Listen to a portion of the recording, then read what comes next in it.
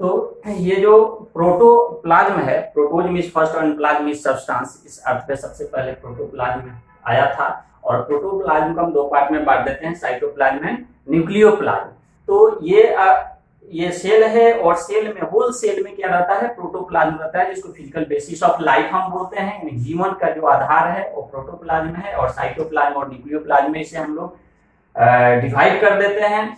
तो साइटोप्लाज्म को बोला जा सकता है कि the protoplasm which present between the nuclear membrane and cell membrane, that is called the cytoplasm, and the protoplasm which present in the nucleus, that is called the nucleoplasm. और human के जो body में जो sales हैं, वो sales में क्या होता है, ये क्रोमोजोम होता है। ये बोलते हैं कि ये क्या है, क्रोमोजोम्स।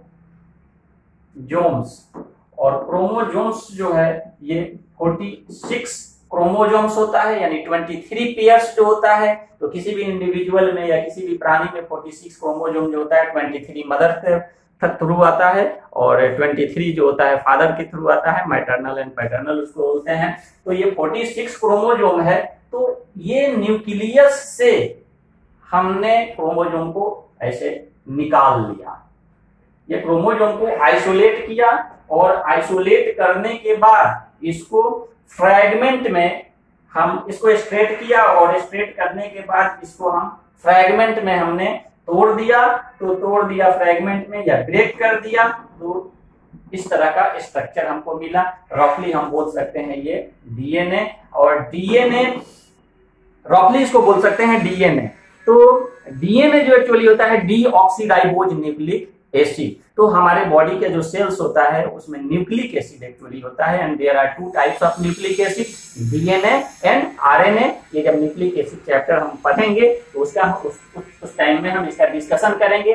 तो ये डीएनए है, और इस पे क्या होता है, एक ऐसे इस पे बैठा रहता है जीन, और ये जीन को बोला जाता है कि gene is responsible for the control of the character of the cell. Cells का जो कैरेक्टर जो होता है उस जीन कंट्रोल करता है। और यहाँ कैरेक्टर का मतलब क्या होता है कि मेटाबॉलिज्म से इसका रिलेशन है। तो जो मेटाबॉलिज्म होगा, मेटाबॉलिज्म का मतलब इस सेल्स में जितने भी रिएक्शंस होते हैं, यानी whole reaction occurs in the cells, that is collectively called the metabolism, and there are two types of metabolism. दो तरह का मेटाबॉलिज्म होता है।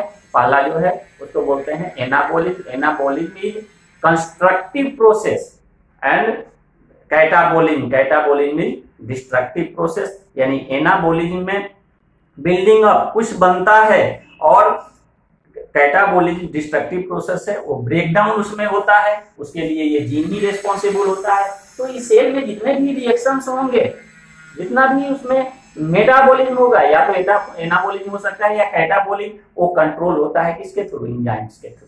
तो all enzymes are proteinaceous in nature. जितने भी एंजाइम्स होता है प्रोटीनेशियस नेचर का होता है, और except ribozyme, ribozyme proteinaceous nature का नहीं होता है। तो जितने भी एंजाइम्स होगा जो सेल के रिएक्शंस में इन्वॉल्व होगा, वो किस चीज से बना रहेगा, तो एमिनो एसिड से, चूंकि प्रोटीन है। और हमारे बॉडी में जो हार्मोन्स होता है, हार्मोन्स भी क्या होता है, प्रोटीनेशियस नेचर का, और किस चीज से बना रहेगा, तो एमिनो एसिड से। तो अब ये मान लेते हैं हम जैसे ये डीएनए है, तो डीएनए से जब डीएनए बनेगा, that process is called the replication.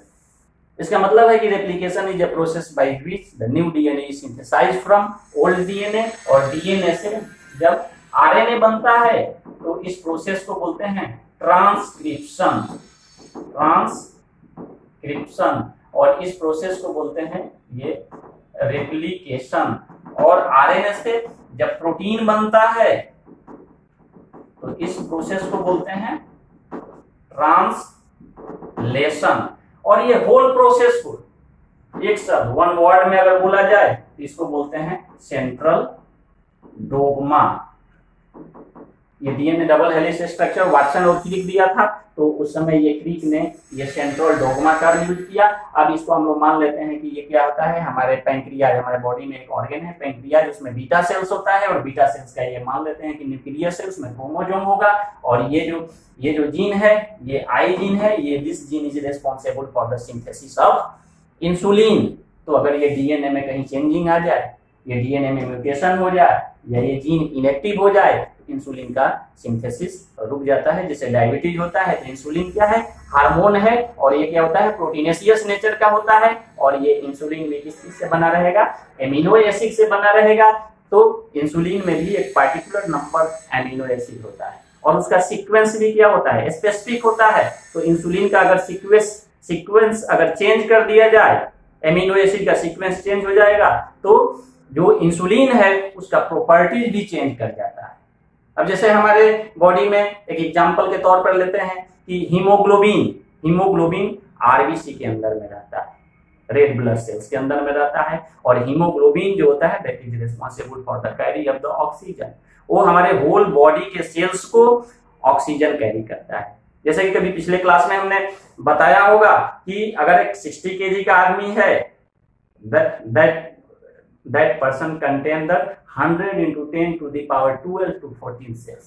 अगर 60 केजी का आदमी है तो उसके बॉडी में सेल्स जो होते हैं वो कितना होगा, 10 into 12 to the power 100 into 10 to the power 12 to 14 sales होता है। और our body contain the more than 200 types of cells। तो हमारे बॉडी में जो बिलियन ट्रिलियन सेल्स होता है, they have required the oxygen for doing the respiration।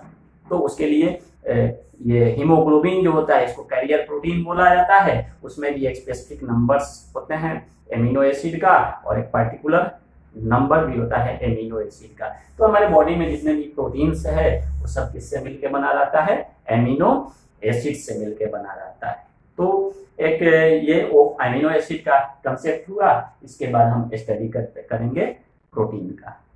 Thank you so much.